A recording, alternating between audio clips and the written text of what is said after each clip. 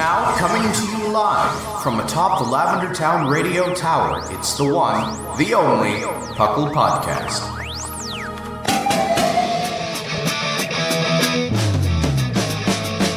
It's PUCL! PUCL!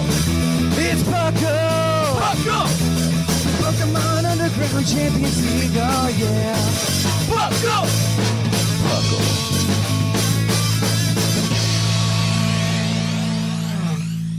And welcome to the 421st episode of the PUCL Podcast. I am your host, Trainer Thatch, and today we have a very special guest. Hi, Ryan.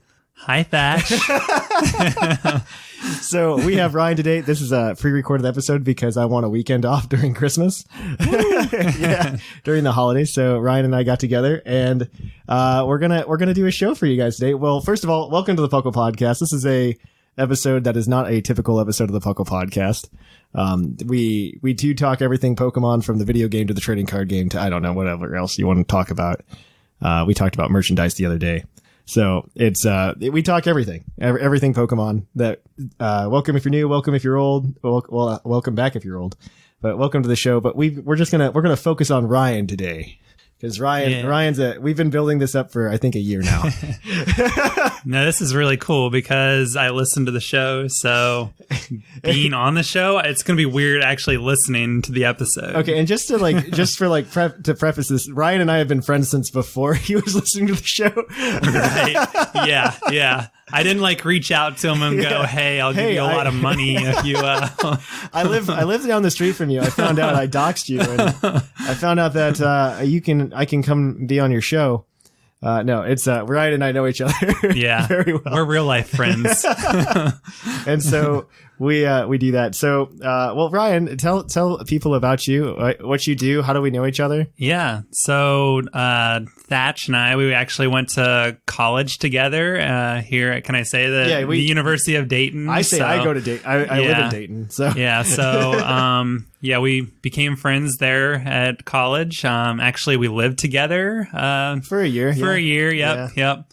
So that was a good time. And so after college, let's see, I stayed in the Dayton area. I actually work for Honda. Yeah. The car company. So the car company. In case you know any other Hondas. But is there another Honda? Is that a thing? I don't think so. There's other Toyotas, other than the Toyota car company. Really? Yeah. I didn't know that. Yeah. Okay. But obviously that's the biggest. So. Mm-hmm. And so I've been a Pokemon fan pretty much all my life, in and out, kind of. Okay, so explain that. Explain the in and out. Yeah, I think I know your timeline, but I don't know if I know your timeline. So I experienced Pokemon for the first time when I was 8 or 9 years old. My cousins from Michigan, they brought the cards and said, hey, you should check out this Pokemon thing. So we watched a few of the original episodes when they're on VHS, and I was like, this is awesome. So, I got into it through the cards and through the TV show, and I didn't own any game systems at the time, so for that year, for my birthday, I asked for a Game Boy Color. Yeah. And I got Pokemon Yellow as my game. I think there's a lot of people starting for it, surprisingly. I thought Yellow would. I thought Red and Blue would be more prominent, but it's Yellow. I think more people started with Yellow than they did Red and Blue. Yeah. And then, I played Yellow, and then I got Gold and Silver and Crystal, bought all three of those. I played Ruby and Sapphire and Emerald. And then by that point, it was going into high school. And that's when it wasn't cool. Yeah, it wasn't cool anymore, I got Diamond, but I never finished it. Oh, really? And my brother got Pearl, and he was at the age, he's younger, he's about 8 years younger than me. So he got into it at that point. Yeah. So he kind of took over from me, and he played through those generations. So he'd talk about it in the background, but I really didn't You're missing out. Play. I'm just saying you're missing out. Yeah. And then college, came and went, and I was like, I had a little bit more time after college. I kind of want to get back into it. Yeah. So Pokemon Go came along. That was kind of my reintroduction. I don't know. That's probably... I mean, this is a really good viewpoint, though, because I think this is something that, I mean, at least the people on the show don't have. Like, a lot of them aren't like, none of us have been like, oh, we came back because of Pokemon Go. Yeah. We haven't gotten that far along in, like, the timeline yet. Yeah. For there to be prominent, like, members of the community that are like, oh, I came in from Pokemon Go. And I think that's an interesting perspective, just to, like, hear how people came back and... I don't know. It's an interesting way because, like, it's definitely a different story because this is Sword and Shield was your first game back, right? Well, or did you so play any I of the 3DS actually ones? bought Moon. I played Pokemon Moon up to through like the second island. I was like at the volcano, and I was like, I'm not really loving this, but I played a little bit of it, and I couldn't really get into it, I guess. I think those are awkward games to come back to anyway, because it kind of throws like some of the traditions out the door. Yeah, yeah. And I think that's probably not a good place to go. Yeah. I mean, I think X and Y are better. It's really sad that X and Y didn't concurrently come out with Pokemon Go, I think. Yeah. Because I think X and Y would have been like a much better like jumping on point, like an onboarding moment. Yeah, I've kind of... So now that I'm back into it, I'm seeing... all these games that I miss. I'm like, I kind of want to go back and play some of them. We should talk about that. We can make some content out of that. I don't know which one I would start with. So if people have recommendations, like where to start. We should talk because we can like make some content out of this. We can make some content out of it. And it could be fun. Yeah. But so anyway, then I played, I have a Switch. So I played Let's Go Pikachu. And then obviously I got Sword was the one that I picked up. I probably end up getting Shield at some point too. I already got both, so yeah. But I played through all of that. I've really enjoyed that, and it's the first one that I've completed since Emerald. So it's a long time coming. Yeah, that's what I figured. I thought it was pretty close. I thought it's been a while for you. Yep. So so we'll warm up because I asked the community that has said hi to you on several occasions to ask you some questions. We already went through these, so I don't want people to pretend that or think that we that these are all off the top of your head. But so first Pokemon game, you answered that one actually. Yep, Pokemon Yellow. So Claude asks, "What's your favorite color?" I like green, actually. I have a bright green Civic car. That's true. So that's true. I really like the color green, but my favorite color to wear is blue. So it's kind of a mix of blue and green. You're also the wrong color, I think, for Pokemon Go. I think you're the wrong color. Puckle's yellow. Oh, we're all Team Instinct here, bud. I'm Mystic. Sorry. All right, and then so Farmer Fox wants to know what's your favorite generation that you've played. Let's see. Because you've only played like 4. So like the choice isn't as hard for you as it is for others. Yeah. I really like the Hoenn region, I think. I feel like it grew for me from Kanto to Johto to Hoenn. Yeah. And I feel like Hoenn had the best mix of everything, and it kind of by the time now it's gotten to Sword and Shield, it's convoluted. There's a lot going on, and there's a lot that's cut out too. There is, yes. I really like, probably Emerald would probably be my favorite. Emerald's a solid game, actually. Yeah. Oops, I closed it. Let's see. So the next one is, what's your favorite non-Pokemon game? Non-Pokemon game. Let's see. Well, as I said, I have a Switch. Yeah. So I've really gotten into the Legend of Zelda games. It started off with Breath of the Wild. Oh, yeah, that's right. I remember when you were telling me. I forgot that you had never played Legend of Zelda before. So then I went back and I played Ocarina of Time.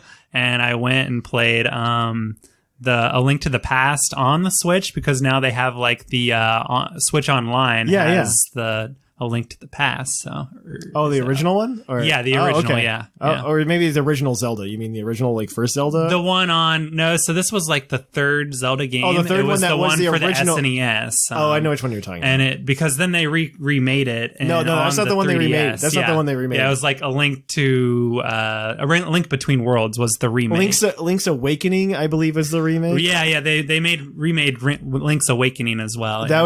We're talking about the one that they remade on 3DS. Yeah. They didn't really remake it. That was it was a different game. It was a sequel, I think. I think it was a sequel in the same world. Yeah. Okay. These are good answers. Favorite Pokemon spin-off game. So like not main Pokemon games. I don't know how many you've played other than it's not Pokemon Snap. Yes. No. Well, actually, I did like Pokemon Snap a little bit, but my favorite is it was called I Choose You Pikachu. Oh my God. You had a little microphone. You mean that's Hey You Pikachu? Oh, Hey You Pikachu. That's it. Yeah. You had a little microphone. You talk to Pikachu. That's the worst game ever. I had so many struggles as a kid getting Pikachu to do what I wanted it to do. It's not even because you're a kid. It's because the game didn't functionally work. Yeah. It was a broken game. And then Pokemon Channel was a fun follow up to that. I feel like I played both of those. That's the only Pokemon game I haven't played. Really, Pokemon Channel. It's interesting. And it's very different. I heard I'm not missing out. You know, there's the Pichu brothers. I don't know if you've seen the short series, but I played through that game to learn about the Pichu brothers. I saw the short. Yeah, well, so the Pichu brothers are in a short for Pokemon the movie 2000, or no, Pokemon the movie. It was the third Pokemon movie. The third one, yeah. There was a short with them in it. It's not the same short though that's on Pokemon Channel. Huh. It's different. Also, the Blu-ray release of all those movies don't have the shorts, which is really sad. That's sad. Yeah. So if I wanted the side grade by Nissan Altima, what would be the Honda equivalent, and why is Honda better? Says Kilo. So the Nissan Altima, I believe that's the larger I have no sedan. idea. I think that's the sedan. I think it's a sedan. Yeah. So that would be the Honda Accord would be the equivalent. I guess so, yeah. Yeah, because you got the Civic, that's the smaller. I like the Civic a little bit more. Yeah. It's a bit sportier. It's a little sportier. The Accord definitely has more space, and they did like the new model update in 2018. Yeah. So it's a little bit new model update. I thought the Honda Civic has a lot of space. Also, I say this fully biased as owning a Honda Civic. But yeah, we're not promoting any car companies here. I own a Honda Hondas Civic. Are great, so how many high Ryans do you get in a day from Thatch, says Dennis? Well, I mean, there could be more Thatch. You could come say on it more, I guess. Yeah, I could say it more. But I listen for it every week in the episodes. That was the follow-up. I get all excited when I hear the shout out. So.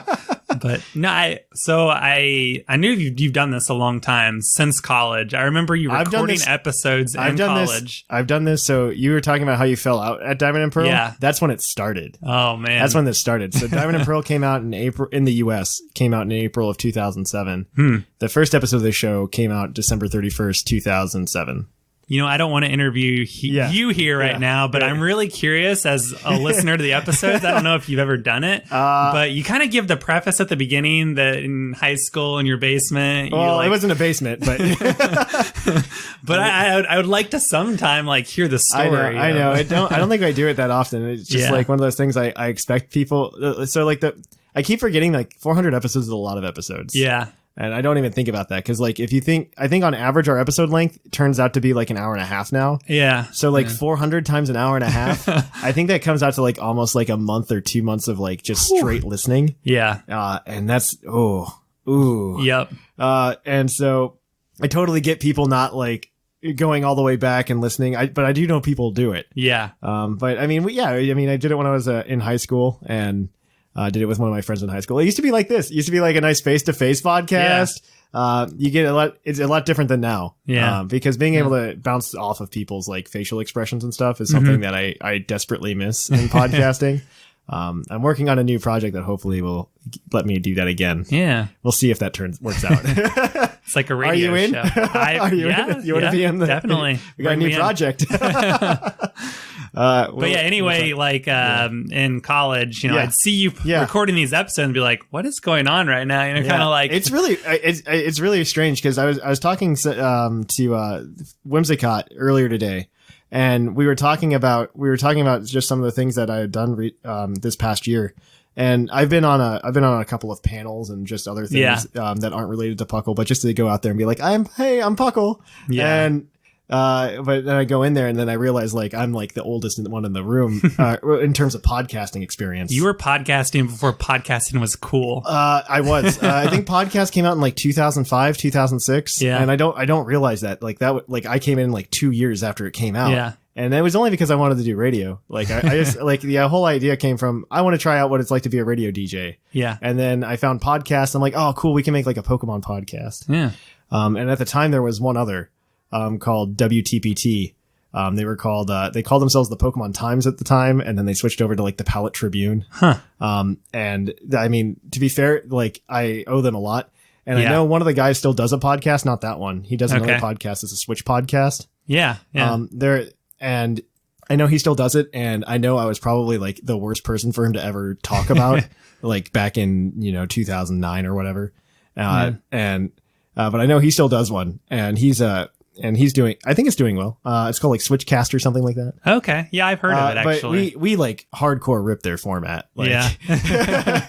I mean, now it's a little bit different because like they didn't do like a quiz or anything. And and I think we've taken a lot of those and we've made them our own concepts and like really expanded on them and what we wanted them to be. Yeah. And so I think it's I wouldn't say that the show today is an exact rip of theirs, but I think without them there wouldn't be like the modern Puckle. Mm-hmm. So I am very indebted to them, and I apologize for being a 16-year-old because there were some moments where like our communities clashed briefly. Oh boy. Yeah. It wasn't my fault. Yeah. It wasn't my fault, thankfully. But yeah. Okay. But back to you. Right. Back to you. We're not interviewing you. We're interviewing you. That's right. Yeah. So let's see. I'm almost out of questions because he asked about the Nissan Altima. Yeah. I thought that was a funny question and we had to ask. So I guess the next question is, what do you think? What's your critical opinion on Snom? So Snom, the little like icicle looking Pokemon. He's an ice bug. Cute. He's an ice bug. Yeah, it's pretty cute. I do like him, I guess. Yeah. And then he evolves, doesn't he, into like a moth or something? He evolves into Frostmoth. Yeah. It's kind of garbage. Yeah. So my issue is since I have not played some of these games in the middle, you don't know who's new. So many Pokemon are new to me. Yeah, I'm like, oh my gosh, is this a new one? We were talking about it because if you actually look at like the percentage of Pokemon via generation, the generations that are like most heavily prominent from older games are generations 5, 6, and 7. Which are the ones I the ones you missed. Yeah. Which are the ones you missed. And so, like, most of those Pokemon are there. The Pokédex seems the whole Dexit thing. Yeah, you're I'm like, okay, whatever. You're because like, there's like 250 new Pokemon. Yeah, this is awesome, But I think he's really cute. He's a cute little bug-looking thing. Yeah. So I like him. Yeah, he's not one of my favorites, but he's definitely cute, I guess. Yeah. And then there's one more, and it's from British Gent, and he wants to know about your D&D character. Oh, what's your D&D character and why did you pick it? Yeah, so Thatch and we play D&D together like maybe once a month. It's about once a month or so. It's sometimes a little bit more because like right now it's the holidays. Yeah, and it's hard to get everybody together. So I've dabbled a little bit in like I started with a Pathfinder, it was Starfinder actually campaign, and then we went to a Pathfinder. So my character is actually based on my Starfinder campaign. I was like a little raccoon-looking thing called Axel, and I had a little drone that would fly around with me named Rod. So it was Axel and Rod. But when we started our campaign with D&D, I was like, well, I want it to be based on my character from Starfinder. Yeah. So I was a little like raccoon-looking thing called Axel Lot. I had to add Lot on the end of it, like Sir Lancelot. So it was Axel Lot. But so there's no creature like a raccoon. I mean, there probably is, D&D, but we didn't have it in like the player's handbook. Yeah. So I'm actually dressed up as a raccoon, like a little creature, rodent-looking creature in the game, and I'm an elf underneath of that. So it's perfect. Yeah, it's perfect. It's fun. It's a good time. Yeah. Okay. So that ends the community wanting to know more about you, but I think there's more the community should know, and then we can open up to a discussion though. Yeah. So have you beaten Sword and Shield yet? I have. Yeah. Okay, good. Yeah. That makes the questions easiasier. Yep. I haven't done the Battle Tower, but I've done everything else. Battle Tower doesn't really matter unless you really want to get into competitive. Yeah. Though, I mean, it's really hard to get into competitive now because of the timer, but that's another issue. You could do like battle spot singles, and battle spot singles is fun. You bring 6 and you choose 3, and then you just smack on someone. It's fun. It's pretty quick. Yeah. It's like maybe like 5-6 minutes per match, and like it's pretty quick. It's a lot of fun though. I've been playing around with it. It's a fun time. We can try it later. Yeah, we should. It's so. So I want to know what your opinions of these games are, because you're coming from the outside. You're coming back. Yeah. And so like I have like a very jaded view because like I'm comparing this to like 20 years of Pokemon games. Yep. And I've played 20 years of Pokemon games. And so I'm definitely biased in what like this game brings compared to other games and stuff like that. But in terms of just like, hey, this is a Pokemon game, like my first Pokemon game in like 20 or not 20 years, but like 15 years. Many years, yeah. In like 15 years. Since practically as a kid. Yeah, you know? since like, so Emerald came out in like 2005. So since like 2005. So like 14 years. Yeah. Yeah. So what's your hot take on it? So starting out the game felt very like normal to me. You know, you pick your starter, you get a little bit of the story, you get a rival, all of that. I liked the aspect that it was kind of mysterious when you went into the slumbering weald. The slumbering weald. Yeah. I think that's what it's called. And you kind of encounter, obviously everybody that's starting the game knows there's a cover Pokemon on the box. So I'm like, oh, I know what that is. So I know that's what I'm going to try to catch at the end of the game. Man, it'd be cool if it was like Mewtwo and you didn't know what it was. Oh man. Ideas Game Freak. I know you listen. But as the game went on, I knew that the wild area was coming up. So I was really excited for that. Yeah. And that's probably my favorite part of the game. I would agree. That's probably the best part of the game. And definitely as the game went on, I kept finding myself wanting to go back to the wild area. But I did like the gym challenges and maybe not the gym challenges, but the gyms themselves. I got really excited. Like the puzzles? Yeah. Like the first one was fun. You know, a couple of them in there were fun. I would agree with that. I think they're probably it was a different aspect to the game than I think they were a better puzzle than some of the past ones. Yeah. I would agree with that. I mean, I think that. Well, I don't want to like bias your review. I think they're probably the best out of like in terms like the gym in the wild area, probably like the top tier stuff in this game. Yeah, yeah, definitely. Like, and I felt like the gym leaders had a lot of like character to them. Oh, man. You know, like I felt like I would be friends with some of them. We're talking about going back and playing old games together. Yeah. I think I should give you a different game. Maybe. I feel like your opinions might change just like a little bit. But they do have a lot of personality. I agree with that. I do agree with that. But as the game went on, I do have to say that I could feel that they were getting a little bit more lazy, especially toward like the story towards the end felt kind of rushed. I could tell that it felt kind of rushed. So you could tell that. Okay. Yeah. That's good to know because I don't want to say I got the short straw. Yeah. Because we did those 3 episodes for reviewing the game. Okay. And so we had the first one, which was just the beginning, which Whimsicott hosted. And then we had the one at the end, which was the full game review. And Seth hosted that. Yeah. And I got the middle one where we were only talking up to the 8th badge. Yeah. And I was just like, and I'm like, man, I just went through what was probably the worst part of the game. Yep. So, but the story, just like the whole, I didn't really understand the motives of a lot of it. And it definitely felt rushed towards the end. Like, oh, we're done with like the whole Rose thing and we're going to move on to the gym challenge part. Yeah. And then we bounced back to him kind of randomly at the end. So and then I was going, now wait a minute. Like I didn't feel like they did a good job of explaining Zacian and Zamazenta to us and their whole deal. Just gotta wait for Super Sword and Super Shield. Yeah. Like at the beginning, I was like really interested in like all the Sonya and like, okay, who are these two like the princes or whatever, and the sword and the shield. Nothing. Yeah. And I actually would read the text. You know, I remember as a kid, I would just button mash A and like zoom through the text. I was interested in the story. But it felt weak towards the end, I guess. Near the end, it definitely felt like they ran out of time or something. Yeah. I mean, I think the biggest gripe, the biggest indicator of that, I think, is Spikemuth, where the 7th gym is. Yeah. Where it's just like, oh, here's this cool city. And you haven't played Sun and Moon all the way through. No. And so I would recommend like playing like finishing it, like Ultra Sun and Ultra Moon. Yeah. Like, they're a little bit better. Yeah. But they both have different like endings, which is kind of interesting. Really? Sun and Moon and Ultra Sun and Moon they're pretty much the same game, but with different endings. Yeah.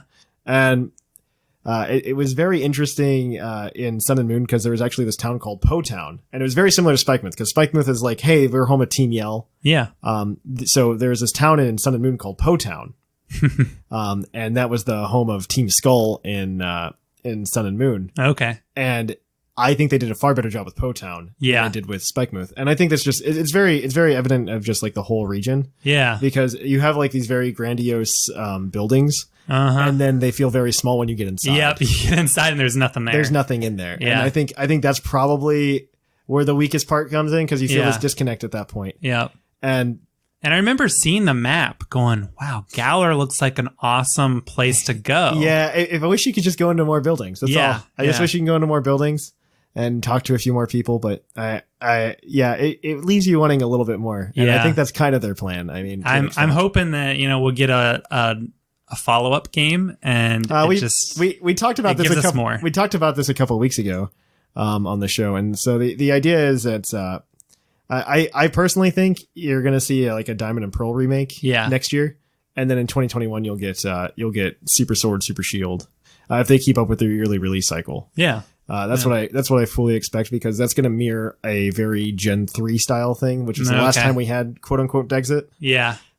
Where they don't give you the full decks and they create a remake that fills in the rest of the decks. And then they make one game where you can put them all in. Yeah. And so I could totally see just another game with just a different regional decks. And then Super Sword, Super Shield as everybody here. Yeah. I would 2021, November 2021. I would be excited for that. We'll see. We'll see. I mean, I think everybody would be very excited about it. And that's the exact thing. Cause like you're probably the exact target audience right now is like, hey, who can we hook? Yeah. Right. And I like hearing that you're excited for that. Cause that means maybe that's what they're doing. Because I know, I remember when, Dexit was announced, we went to a bachelor party together, like a couple weeks afterwards and we talked about it. So many times. We talked about it a lot. Cause not just with you, but also with our other friends, Jim and then our friend Jake as well. Yeah. And we were talking about it while we were there. And I know that your opinion was you weren't happy about it. No, I mean, I think the more Pokemon, the better. I mean, I agree with that. It makes me a little sad every once in a while because I'll be playing the game and like I think the models look very nice. Like the textures they've added on top look very nice. A lot of them look really good. My favorite one that like really exemplifies that is Solosis.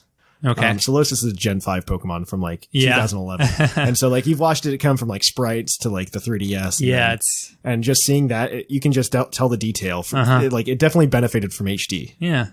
And since it benefited from HD, I'm like, man, it'd be really cool to see like Totodile, like, and like get to see that in HD. Yeah. And then you like it hits you and it's just like, nope, that's not happening. Yeah, and one of my favorite Pokemon is Bulbasaur. Yeah. So I'm really sad. So Bulbasaur is technically in the game. So I've heard this as well. Maybe from you. Yeah, probably from me. So there's like another 30-ish Pokemon that are in the back end of the game that aren't catchable in Galar, but they're in the code. Yeah. So once Pokemon Home comes out, if somebody has like a Bulbasaur in their Pokemon Home, you can take like if you have Bulbasaur from Let's Go. Yep. Yeah. You can put Bulbasaur from Let's Go into Home. And then you can take that Bulbasaur from Home and put it into Sword and Shield. Yeah. So that'll be able to happen. I mean, Bulbasaur and Squirtle are in the back end. The Alolan starters from Sun and Moon are in the back end. Some of the legendaries like Solgaleo and Lunala from Sun and Moon. Okay. Yeah. And Necrozma, they're all. I went to GameStop and picked up the like card to get my shiny Solgaleo. The sunburned version, yeah. Yeah, so I'm ready to go for that. You can you'll be able to move that one over. Yeah. And then there's some like random Gen 5 stuff and nice. My opinion is my thought for that reasoning is because Pokemon Go is doing it. Yeah. Because Pokemon Go will connect to Home and then you can bring it over to Sword and Shield to just like grab the Pokemon Go players. That's what I'm really thinking is happening. Because Terrakion and Cobalion and there's another one on that top of that Virizion next week. Virizion. I forgot when they announced that. They announced that. Well, it's next week when we're talking now, but it already happens by the time the show comes out. And so it's so all three of them are in the code along with the box art legends from Black and White and Black and White 2. Okay. All of them are in the code as well, and I think Mewtwo is in the code. And I don't know if I missed anybody else. I'm thinking because there's 9, then I get to 15 with Bulbasaur and Squirtle. Then I get 3, another 3. I'm probably missing a couple. Yeah. The mythicals from Gen 7 are also in there. Like Meltan and Melmetal are in there. Nice. Yeah. So, quick question, kind of tangent, but where does Meltan and Melmetal belong in the generation scheme? Yeah, are they just kind of so they're Gen 7? Not? They are Gen 7. Okay. So like the way at least the community labels them is Gen 7. Okay. And that's rightfully so to an extent. Yeah. Because they're kind of filling in like they're filling in like mythical spots for Gen 7. Oh, okay. Because they do have national dex numbers and everything. Yeah. Because as soon as like they came out on TCG cards, like the national dex number was printed, right? And also in the way they index them as Gen 7 Pokemon. Okay. In the way they coded them, so they are Gen 7. Like Let's Go Pikachu and Let's Go Eevee is a Gen 7 game. Yeah. Is a Gen 7 game, so it counts. Okay. I mean, there's just no rules anymore. It's it's a mess. Yep. It's a mess, but I mean, it's interesting to hear you say some of those things. Like, if you could tell it's rushed at the end, I don't know. Yeah. I felt bad about that because I mean, like, I wanted to like the game, and I do like the game for what it is. It's a great game. Yeah. I mean, I think raids are fun. I mean, you and I have done raids together. So I'm still like playing. Yeah. Like nightly. Like I come home from work. Yeah. I eat dinner and then I sit for 2 or 3 hours and I'm doing raids. Yeah. And I'm really enjoying that. No, raids are fun. I think raids are a good time. I really do. And especially with the way they have Gigantamax Pokemon being so rare. And how they're really kind of spacing it out. Those, and how they're spacing out like the how to make them more common and stuff like that. Because I think there's a new rotation starting around the 10th of January or something like that. Good. There'll be a new rotation. Right now it's Dreadnought, Corviknight, Sandaconda, Butterfree, right? And Butterfree. Yeah. And also Snorlax. We got Snorlax on top of that. I have enough Snorlax right now. Yeah. I'm ready to move on to the I need to see which ones you have. Yeah. Because if you have one with the right ability, I might need it. Oh, really? Yeah. Okay. Because you can get hidden ability Pokemon through raid battles. And so I don't know how much you know about abilities. Is that like natures or are those different? So no, abilities are like Levitate. You know, the ability Levitate. Oh, okay. So stuff like that, every Pokemon's got an ability. Yeah. And this was introduced later on in the game, like around Gen 5. Okay. So every Pokemon can have standard like 2 abilities. Some of them only have 1. Okay. But there's also some Pokemon have a hidden ability, which is a 3rd ability they can have. And those are harder to get. They're typically rare Pokemon to get the hidden ability. And Gigantamax Snorlax with its hidden ability Gluttony is super interesting to me. Oh, okay. Yeah, I'll have to look. We can look together. Yeah, we can take a look. Yeah. Did you bring it with you? I did not. I thought about it, but... Oh, you should have brought it with. We'll have to take a look later. Yeah. It's not like we don't see each other. Right. But yes, we will have to, Yeah, so I mean, it's interesting to hear you say a lot of those things. Yeah. I mean, those are a lot of my feelings. I really want to like the game. I mean, it is a Pokemon game. Yeah. It's still fun. Yeah. I enjoy it. I think raids, like you said, great feature. Yeah, raids are fun. Definitely my favorite thing, but it definitely felt rushed at the end. Yeah. Definitely felt rushed. The story just kind of like happened. Yeah. My other gripe with it is like, you don't really do any of the discovery. Yeah. It's all Sonya. It's kind of just happening it's around just happening, you. It's happening around you. You don't even get to see it on a lot of places. Yeah. They just tell you about it. Yeah. They just tell you about it. And I think my biggest, like, I've mentioned this before on the show, but the way, if you compare it to something like Gen 4, you haven't played Gen 4. Maybe like the first 10, 15 minutes of it. You haven't played Gen 4.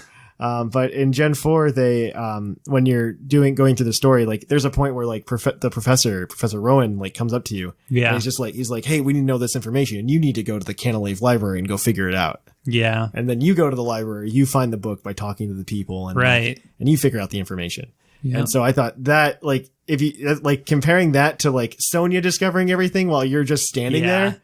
And Leon running around and you're just like... Because, like, even before that, like, I think Leon, I think the biggest one that stuck out to me, because I read the reviews where they're just like, yeah, Leon's, like, going around and doing everything for you instead. Yeah. And I was just like, it can't be that bad. Maybe they're just like, maybe the reviews are really just building this up to make it worse than it seems, because, controversy sells.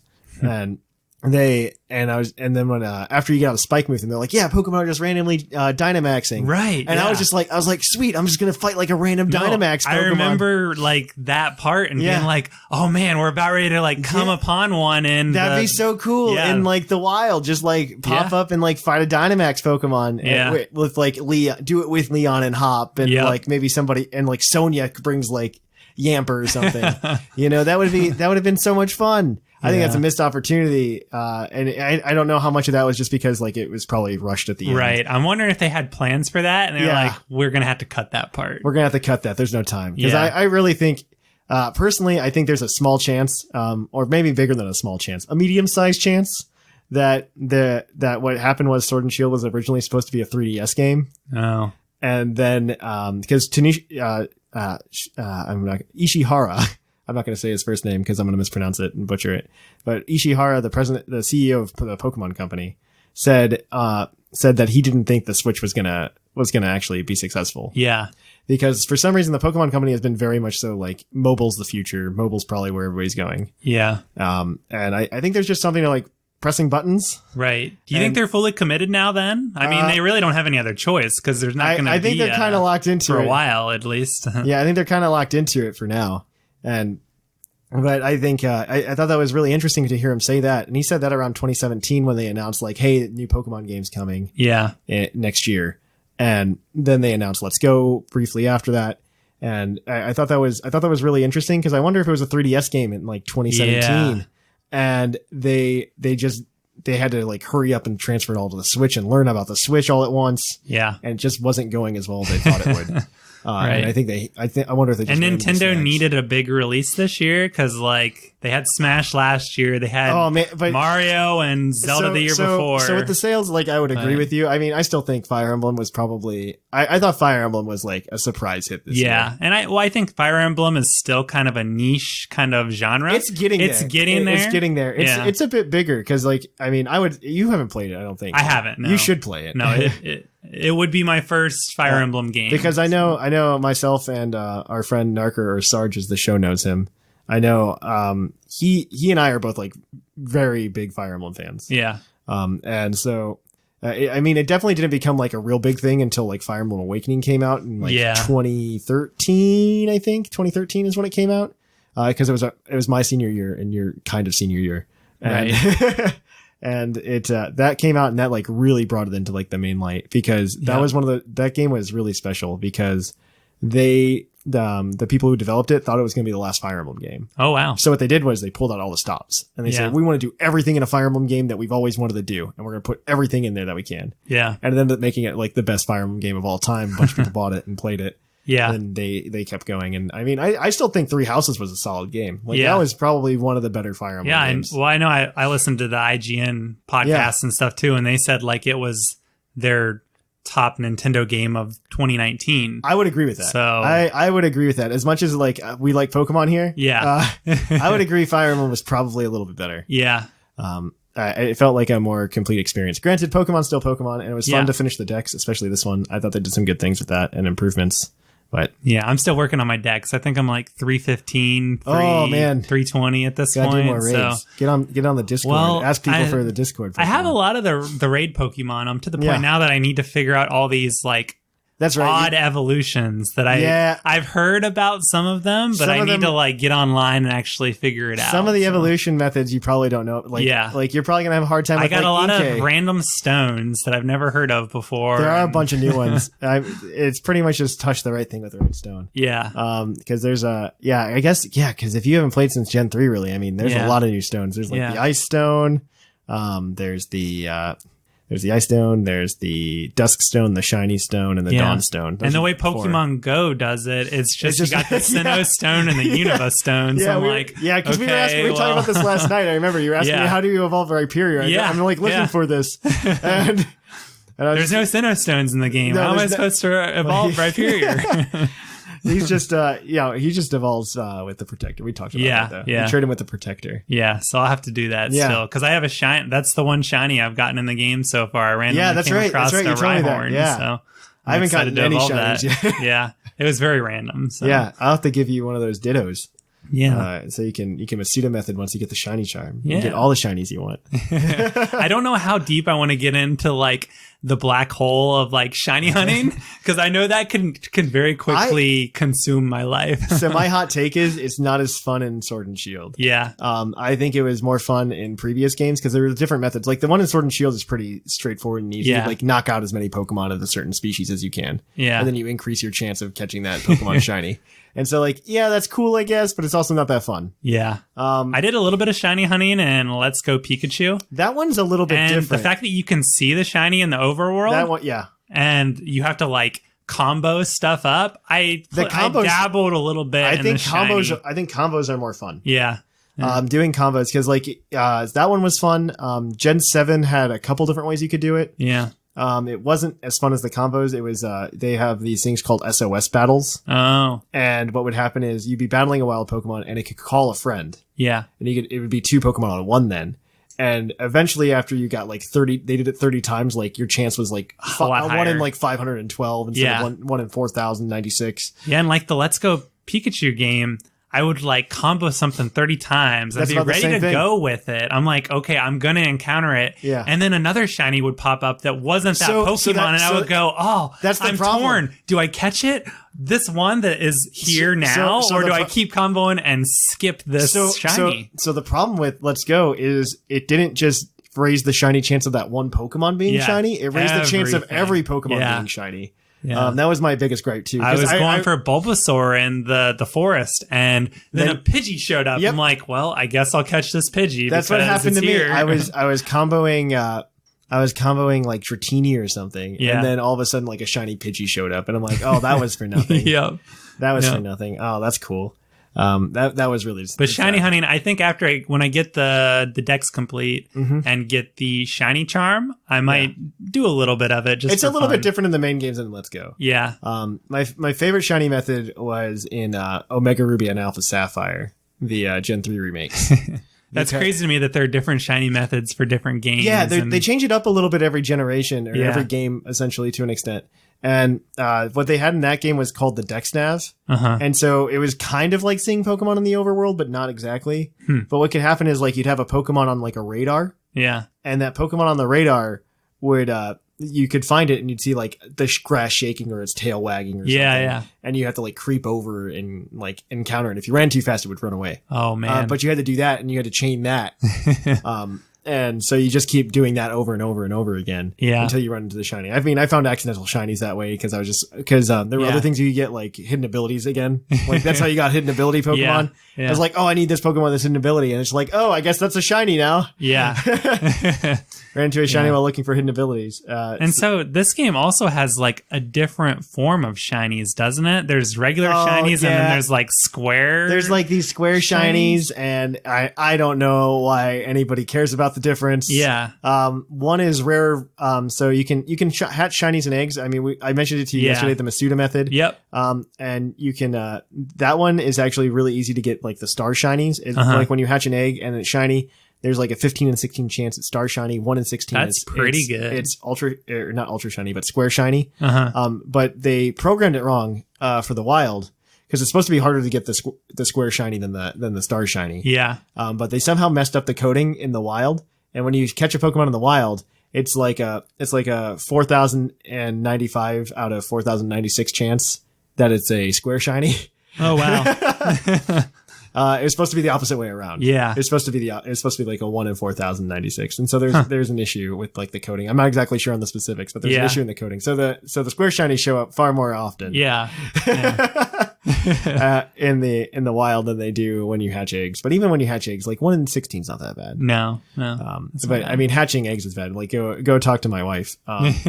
She's been trying to hatch shiny Score Bunny and she's on 500 and some Score Bunny hatched and she hasn't found a shiny yet. Score Bunny, that was my starter. That's where I went. I was like all Grookey gang until I saw the third evolution. I was like, nah, it turned me off. Rillaboom wasn't really in. I guess you weren't. I guess you weren't able to be disappointed by it because you had missed like the past few generations of starters. Yeah. And so they did really good, in my opinion. Like Gen 4, Gen 6, and Gen 7 did really good about giving them all really cool like dual typings. Oh yeah, yeah. Like in Gen 4, like the water type becomes water steel. And then the grass type becomes grass ground. Right. And then the fire becomes fire fighting. Yeah, I know there's that whole joke out there. The firefighting thing's kind of bad because it happened like 3 times in a row. Yeah. And then in Gen 6, we got like Water Dark with Greninja, which was really, really cool. Delphox was Fire Psychic, which was really cool. And then Chestnut was grass fighting. And those 3 were really cool. So when did they add dual typings? Because I don't think I remember as a kid. Dual typing's been in the game since forever. Okay. Since the beginning. Everything can have up to 2 types. Huh, okay. Charizard was always fire flying. Yeah. So some Pokemon, that's been in the game forever. Yeah. I wouldn't worry about it too much. I'm still trying to I've got like a nice graph of all the weakness that I use because and I feel really bad when I go into raid with people and I throw something out that's the wrong typing. Yeah. And it's a no effect. Oh no. And I'm like, oh great, why did I throw this Pokemon out and stuff? No. But I get so confused with fire or rock and ground. Those 2 mix me up. So it's really hard, especially if your knowledge comes from Gen 1, Gen 2. Yeah. Because Gen 1, Gen 2, there were barely any. I don't know if there was. Well, there was one pure rock type, I think, in the entire game. So every time you saw a rock type, it was probably a ground type. Yeah. Attached to it. Yeah. Because I think the only one was Sudowoodo that was rock type in Gen 2. I might be wrong. There might be something that I'm missing, but I think that's the only pure ground type or rock type up until Gen 2. Yeah. Gen 3 had a couple as well, but that was the only one. That was the only one. So nobody knows what rock is exactly. Yeah. Because it's never separated from ground. And so does it affect ground or does it affect rock? Nobody knows. And it's just a whole thing altogether. Nobody uses Sudowoodo. I've gotten to the point where I've started, and I'm not going to say the word because everybody's speakers are going to go crazy, but I can say, hey, this speaker, tell me what is weak against this type, and it will tell it to me, and I'm like, thank you. I just got our Amazon earbuds that can do that. Oh yeah, and it was. So I'm always worried that it's going to activate the headphone when somebody says that. Yep. I'm never going to name my kid that name because you can't. No, there's never going to be a child named that ever again. Nope. Ever again. There will never be a child. Yep. It just won't happen. So it's fine. It's fine. But yeah, typings, they're good. Yeah, that must be hard too, because the type chart changed a couple times since you last played as well. It all happened. Fairy's a new type to me. I'm not really used this to is fairy. Your first fairy type. Yeah. Fairy type was the best thing that ever happened though. Really? Fairy type was the best thing because it was getting really bad at the end of Gen 5. Uh-huh. If you don't ever played competitive and you don't now, but if you played Gen 5, it got really bad because dragon types were just so good. Hydreigon in specific was a terror in Gen 5. There's a website that runs pretty much the community for competitive Pokemon called Smogon. Okay. And they put analyses of each Pokemon and here's some Pokemon if you're having trouble with it, that you should think about using to counter it. Yep. And so Hydreigon's page, it exists in Gen 5 and you get to the counter section if you're just I need to beat Hydreigon. I'm having trouble with Hydreigon. And it says Hydreigon has no counters. Oh my gosh. Wow. And so it was a really big problem because Hydreigon's Dragon Dark. Yeah. And it's, and so they're just man, how do we take this on? The biggest problem was Hydreigon and fighting types. Those were the huge issues. Dragon types had always been a problem to an extent as well, because there was nothing that really stopped them. They could just kind of plow through a team. Yeah. So you're telling fairy type was added just to unbreak the game pretty much? It did. It really did. They announced fairy type with Sylveon. Okay. Yeah. I have one of those. In 2012 or in 2013, they announced Sylveon. Yeah. They didn't tell you what type it was. They said new Eevee evolution. And everybody's well, what is it going to be? And we didn't find out until E3 of that year that it's fairy type. Yeah. And the artwork they released with fairy type, the fairy type announcement, is this really cool piece of artwork that I really want to get a print of. It's a Sylveon falling downwards from a moon. Yeah. And below it is a Hydreigon falling because Sylveon's taking down Hydreigon. Oh, wow. Because fairy type is super effective to dark and dragon. Yeah. So Hydreigon hates fairy types. And it really did it brought balance. It really brought balance. Yeah. It fixed a lot of things because fighting types were also an issue back then as well. And fairy's also good against fighting. The 3 types it's good against are fairy, dark, fighting, dark, and dragon.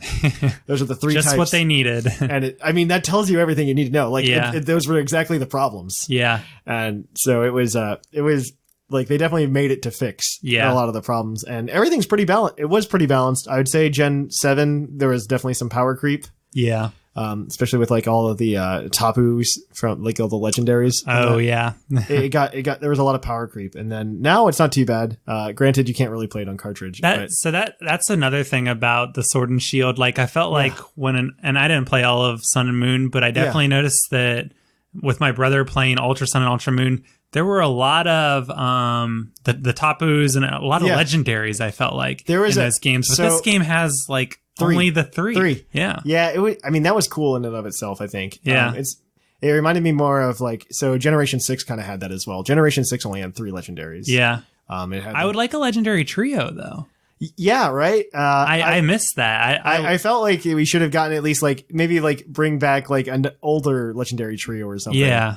I would have, because I loved Emerald, how you had to play. It was like dungeon style when you went through the dungeons to get the Reggies. Yeah, and then I really enjoyed trying to find the legendary beast. So that's something that's kind of like been slowly disappearing from Pokemon games. It's just like these random caves that you have to explore. Yeah, they've been really disappearing, which is kind of sad in retrospect. But they keep saying like, oh, they seem to have this fear that people don't have time to play games. Really, and they try to make them quick and easy. Yeah, I mean, if you read a lot of interviews with like the Pokemon directors, that's pretty much the answers they give. Yeah, is they're just like, we're competing for time.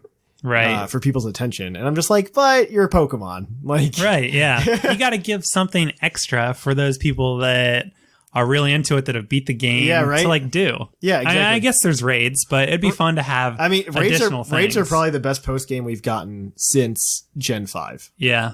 Since Gen 5, this is probably the best post game we've gotten. Yeah. I will say that just because raids have a lot of longevity, even if you've caught all the Pokemon as well. More added and better ones. Well, if you're not even that, like if you're playing competitive, like there's just a lot of items you get. Yeah. When you're done, like you get a bunch of TRs, you get a bunch of candies and stuff like that. I think from that perspective, that's done very well. Yeah. And so, I mean, this is definitely the best post game in my opinion since Gen 5. Gen 6 didn't really have one. Gen 7 didn't really have one. So this one was like the best post game, I think. Yeah, I've definitely been playing it since I beat it. So yeah, no, you absolutely should. You absolutely should. Yeah, I don't know. It's very interesting to me. This has been a fruitful conversation. There's a lot of things that like we haven't talked about before. Yeah. Yeah. And we could probably go on forever about, this, because there's so much to like talk about. But. Yeah. I guess we'll end it here then. I'm sorry you only get like an hour, guys, this week instead of an hour and a half. Shorter show after Christmas, but we'll be back on the new year. And I think Sublime's scheduled so far. Somebody else is scheduled. I don't know if anybody else is scheduled yet. But welcome. So if you want to keep up with us, check out our Twitter, our Instagram, and our Facebook. I think those are the 3 that we have and we use, mostly Twitter. Follow us there at PUCL Podcast. Also, make sure to, if you want to hang out with us some more, go over to twitch.tv/thepuclpodcast, where I stream raid nights and other people are streaming things. I think Linian's doing like a Nuzlocke or something. Also, check out the YouTube. There's going to be some more content over there soon, hopefully. YouTube.com/PUCLPodcast. And then, of course, if you want to support the show monetarily, there's several ways to do it. One, go over to twitch.tv. If you've got an Amazon Prime membership, you get a free Prime subscription, and you could subscribe to us on Twitch. You give us a free $2. Also, go ahead and go over to the other way to do it is go to TeePublic, buy a t-shirt, get something cool, or a phone case, or a tapestry, or like a throw pillow. All those things are cool. Anything you buy over there helps us out. And then, of course, you can check out our partners at Vite Ramen. Woo! Yeah, Vite Ramen. Use code PUCL for 10% off on your healthy ramen noodles. They're actually pretty good. By the time the show comes out, I will have eaten them. Yeah. Mine come in on Wednesday of this week. But I've heard only good things.